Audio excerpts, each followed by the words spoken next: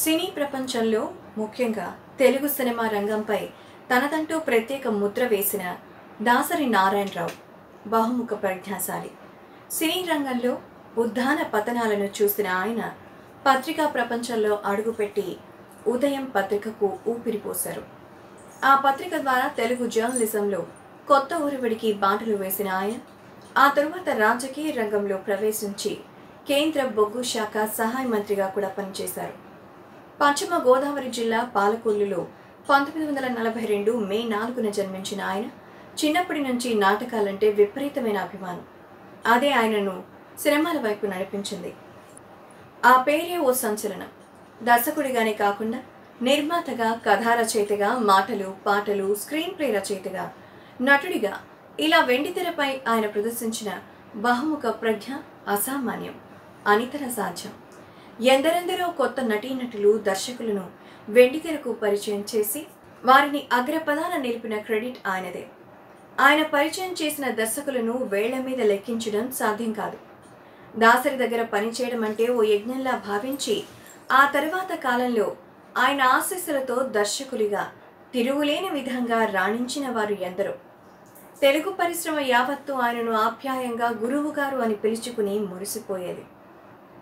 ఏ కష్టం వచ్చినా నేను ముందున్నానంటూ తెలుగు పరిశ్రమలోని 24 క్రాఫ్ట్స్ వెన్నంటి ఉండి నడిపారాయన.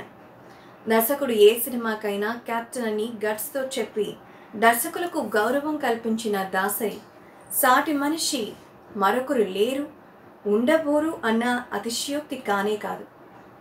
4-5 తరాల హీరోలతో సినిమాలు చేయడమే కాదు, ఆయా హీరోలతో సూపర్ డూపర్ హిట్లతో తెలుగు సినిమా చరిత్రను తిరగరాశారు. ఎన్నో రికార్డులని బద్దలు కొట్టారు. ఇవాల్టి తరం వారికి దాసరి గారు ఎవరో తెలియకపోవచ్చు, కానీ దాసరి నారాయణరావు గారి పేరు తెరపై కనిపించగానే ఈలలు కేకలతో థియేటర్స్లో దద్దరిల్లిపోయేది. అసలు పోస్టర్లపై మేఘం ఆకారంలో కథ, స్క్రీన్ ప్లే, మాటలు, పాటలు, దర్శకత్వం దాసరి నారాయణరావు అంటూ పోస్టర్స్ చూసి జనం థియేటర్స్ వైపు క్యూలు కట్టేవాడు. అసలు ఆ తరహా ట్రెండ్ పోస్టర్లు దాసరి ముందు నుంచే మొదలైందని చెప్పినా ఆశ్చర్యపోనక్కర్లేదు. దర్శకుడిగా 150 సినిమాలు తీయడం అంటే ఆషామాషీ కాదు. అందుకే అత్యధిక సినిమాలు తీసినందుకు గిన్నెస్ బుక్ ఆఫ్ రికార్డులో కూడా ఎక్కారు. 53 సినిమాలు నిర్మించారు. మాటల రచయితగా, పాటల రచయితగా 250కి పైగా చిత్రాలకు పనిచేశారు. 2 జాతీయ అవార్డులు, 9 సార్లు రాష్ట్ర ప్రభుత్వ నంది అవార్డులు, 4 ఫిల్మ్ఫేర్ అవార్డులు ఆయన వరించాయి. తాత మనవడు, స్వర్గం నరకం, తూర్పు పడమర, అద్దాల మేడ వంటి చిత్రాలు అప్పట్లో సంచలన ప్రయోగాలు. అంతకు మించిన సంచలన హిట్లు. ఏఎన్ఆర్తో మేఘ సందేశం, ప్రేమాభిషేకం వంటి సూపర్ డూపర్ హిట్లు, ఎన్టీఆర్తో సర్దార్ పాపారాయుడు, బొబ్బిలి పులి వంటి సినిమాలు సాధించిన విజయాలు ఇప్పటికీ గుర్తుండిపోతాయి. కృష్ణ, కృష్ణన్ రాజు, చిరంజీవి, శోభన్ బాబు, మోహన్ బాబు వంటి 4-5 తరాల హీరోలకు చక్కటి హిట్లిచ్చారు. ఇక మోహన్ బాబు, మురళీమోహన్, నారాయణరావు, శ్రీహరి, నరసింహరాజు, రాజా, జయసుధ, జయప్రద, మాధవి, సుజాత, స్వప్న వంటి ఎందరో ప్రసిద్ధ తారలను తెరకు పరిచయం చేసింది దాసరి. అలాగే ఆయన తెలుగులో పరిచయం చేసిన దర్శకుల్లో ఆయన శిష్యుల్లో రామ్ గోపాల్ వర్మ, కోడి రామకృష్ణ, రేలంగి నరసింహారావు, రవిరాజా పిన్సెట్టి, సురేష్ కృష్ణ, దుర్గా నాగేశ్వరరావు, కేరి మురళీమోహన్ రావు. తెలుగులో పరిచయం చేసిన సంగీత దర్శకుల్లో SP Balasubrahmanyam, Bhagyaraj, Rajasri, SA Rajasekhar, MM Srilekha, Vande Mataram Srinivas, మనో, ఎంఎం కీరవాణి వంటి వారు ఎందరో ఉన్నారు. చివరిసారిగా 2014లో ఎర్రబస్సు చిత్రానికి దాసరి దర్శకత్వం వహించారు. ఇక తాను వచ్చిన పని అయిపోయిందనుకుంటూ తుది వీడ్కోలు పలికేశారు. అయినప్పటికీ తెలుగు చిత్ర పరిశ్రమ ఉన్నంతకాలం దాసరి పేరు, ఆయన రూపం ప్రేక్షకాభిమానుల గుండెల్లో చెక్కు చెదరకుండా అలాగే ఉండిపోతుంది. ఇక ఆయన ఇతివృత్తం గురించి తీసుకుంటే ఆంధ్రప్రదేశ్లో ప్రముఖ దర్శకుడిగా సినిమా ఇండస్ట్రీలో నిలిచిపోయాడు. నిర్మాతగా, రాజకీయ నాయకుడిగా, అత్యధిక చిత్రాల దర్శకుడిగా గిన్నెస్ పుటలకెక్కాడు. 150 సినిమాలకు పైగా దర్శకత్వం వహించారు. 53 సినిమాలు స్వయంగా నిర్మించారు. 250కి పైగా చిత్రాలకు సంభాషణ రచయితగా లేదా గీత రచయితగా పనిచేశారు. తెలుగు, తమిళం మరియు కన్నడ భాషా చిత్రాల్లో నటించి తన నటనకు గాను ఆంధ్రప్రదేశ్ రాష్ట్ర ఉత్తమ నటుడిగా బహుమతి కూడా పొందాడు.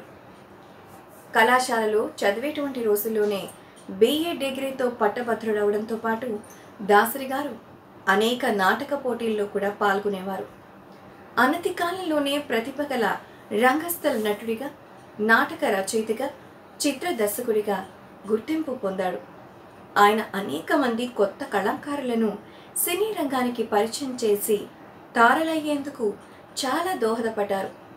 ఒకానొక సమయంలో ఈయన పేరిట 18,000కు పైగా అభిమాన సంఘాలు ఉండేవట. ఇది ఆంధ్రప్రదేశ్ ప్రజల్లో ఆయన ప్రాచుర్యానికి అద్దం పడుతుంది అని చెప్పొచ్చు. ఇక అదేవిధంగా దాసరి సినిమాల్లో తాత మనవడు, స్వర్గం నరకం, మేఘ సందేశం మరియు మామగారు ఈయనకు అనేక అవార్డులను తెచ్చిపెట్టాయి. ముఖ్యంగా దాసరి సినిమాలు స్త్రీ సంబంధంగా ఉండే, వరకట్న సమస్యలకు వ్యతిరేకంగా ఉండే సందేశాత్మక చిత్రాలుగా ఎక్కువగా రూపుదిద్దుకున్నాయి. దాసరి తీసిన బొబ్బిలిపురి, అలాగే సర్దార్ పాపారాయుడు చిత్రాలు ఇండస్ట్రీలో నందమూరి తారక రామారావు గారికి రాజకీయ ప్రవేశంలో ప్రధాన పాత్ర పోషించాయి అని చెప్పొచ్చు. ఇక అటువంటి సినిమాలు మరొకరు తీయలేరు.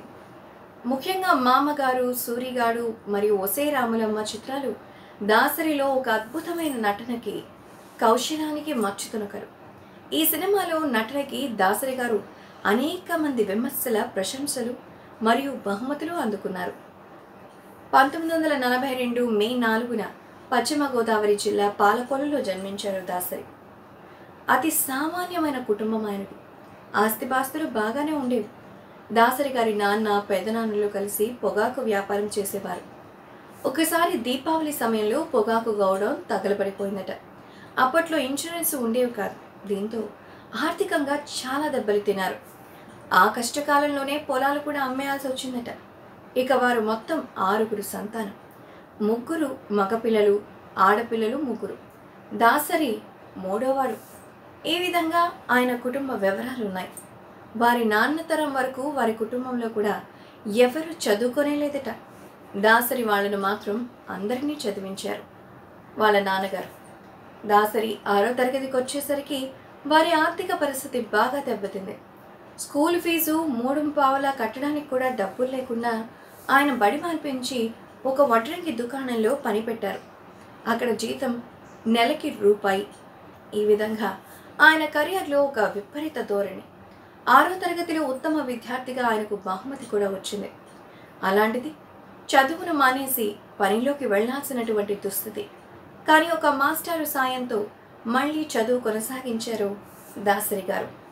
ఆ విధంగా రాజకీయాల్లో కూడా ఆయన ప్రవేశించడం అనూహ్యంగానే జరిగింది. హైదరాబాద్కు ముఖ్యంగా కేంద్ర మంత్రిగా దాసరి గారు తెలుగు ఫాంట్స్ విడుదల చేసి ఆ సందర్భంగా ప్రసంగిస్తున్నటువంటి సమయంలో ఎంతో అద్భుతమైనటువంటి ఆయన ప్రసంగాన్ని చూసి రాజీవ్ గాంధీ పాలనా కాలంలో దాసరి కాంగ్రెస్ పార్టీ తరపున ఉత్సాహంగా ఎన్నికల ప్రచారం సాగించారు. రాజీవ్ హత్యానంతరం పార్టీకి కాస్త దూరంగా ఉన్నారు. 1990 దశకం చివరిలో ఆయన తెలుగు తల్లి అనే ఒక పార్టీకి ప్రారంభించారు. ఆ పార్టీకి కోస్తా ప్రాంతంలోని కాపు వర్గాల నుంచి మంచి స్పందన లభించింది. ఆ తరువాత మాత్రం ఆయన కాంగ్రెస్ పార్టీ తరపున రాజ్యసభకు ఎన్నికయ్యారు. బొగ్గు మరియు గనుల శాఖకు కేంద్ర మంత్రిగా కూడా వ్యవహరించారు. ఈయన కాంగ్రెస్ పార్టీకి అధ్యక్షురాలు సోనియా గాంధీ సన్నిహితుడు. అలాగే కాంగ్రెస్ పార్టీ తిరిగి అధికారంలోకి వచ్చాక క్రియాశీలక రాజకీయాల్లో చర్చలుగా చాలా చురుగ్గా పాల్గొన్నారు. ఇక ఆయన విశేషించి అనారోగ్యం బాధిన పడినప్పుడు ఎన్నో రకాలైనటువంటి వివరాలను తెలుసుకుని బాధపడ్డారు. ఇక మనందరినీ మెప్పించి అవార్డులు, రివార్డులు కూడా సాధించారు. 1974లో తాత మనవడు సినిమాకి నంది అవార్డు అందుకున్నారు. ఇక స్వర్గం నరకం సినిమాకు ఉత్తమ చిత్రంగా బంగారు నంది బహుమతిని పొందాడు. 1983లో మేఘ సందేశం సినిమాకి గాను ఉత్తమ దర్శకుడిగా నంది అవార్డుని పొందారు. ఇక ఈ అవార్డుల లిస్ట్ చెప్పుకుంటే మామగారు చిత్రానికి 92లో ఉత్తమ నటుడిగా నంది అవార్డుని పొందారు. 86లో తెలుగు సంస్కృతి మరియు తెలుగు చిత్రరంగం ఆయనకు చేసిన సేవలకు గాను ఆంధ్ర విశ్వవిద్యాలయం నుంచి గౌరవ డాక్టరేట్ని కూడా పొందడం జరిగింది. ప్రముఖ సామాజిక సేవా సంస్థల నుంచి అనేక అవార్డులను కూడా పొందారు. వాటిలో కొన్ని వంశీ బర్క్లే, ఇక కళాసాగర్, శిరోమణి ఇన్స్టిట్యూట్ మొదలైనవి. ఫిల్మ్ఫేర్ అవార్డుని 6 సార్లు, మద్రాస్ ఫిలిం ఫ్యాన్స్ అవార్డుని 5 సార్లు, సినీ హెరాల్డ్ అవార్డును 10 సంవత్సరాలు వరుసగా ఆయన గెలుచుకోవడం జరిగింది.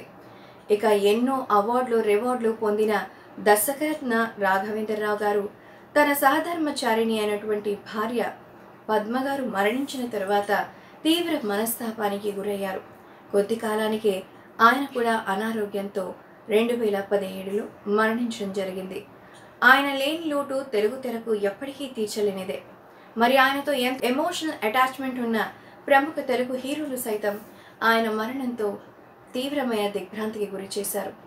సామాజిక కొత్తటువంటి పుంతలు తొక్కుతున్నటువంటి సమయంలో సమాజంలో జరుగుతున్న సమస్యలనే ప్రజలకి చేరువ చేస్తూ వాటి గురించి అర్థం చేసుకునేలా కథావస్తువును తయారు చేసే అటువంటి ఓ బహుముఖ ప్రజ్ఞాశాలి ఎందరికో కూడా ఆదర్శమని చెప్పొచ్చు.